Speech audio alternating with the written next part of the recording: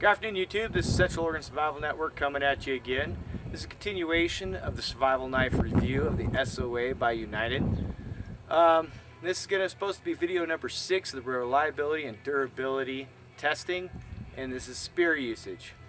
Okay, so I've ran into some problems actually building the spear. I only used the tool that we should use to build the spear. Of course, this is the only thing you're going to have. In doing so, the handle came apart. After the self-defense video, we cracked it a little bit on throwing. That little crack ended up causing a catastrophic failure. I'll show you what happened.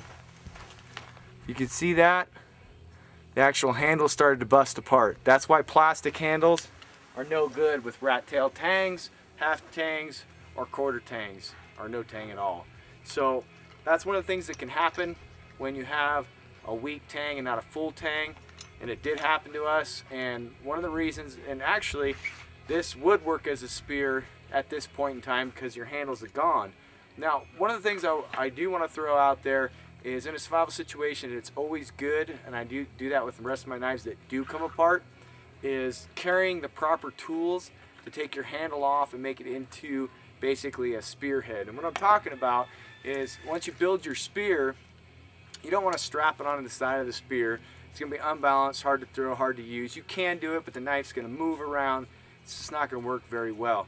Now, if you get a knife that you can take the handle off and make into a spear head, basically what you do is you split your wood down the middle, get a good split down to where the bottom of the tang is.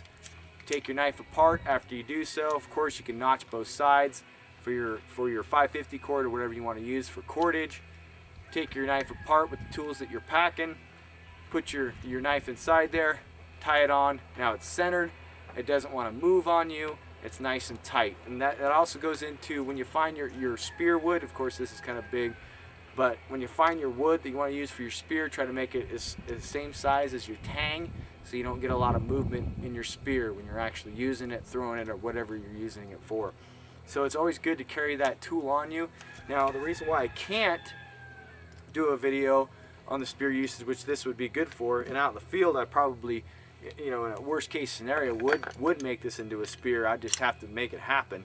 But what they've also done on this tang piece, on the tang, the weld is larger than the actual piece on this pommel, so you can't take it off.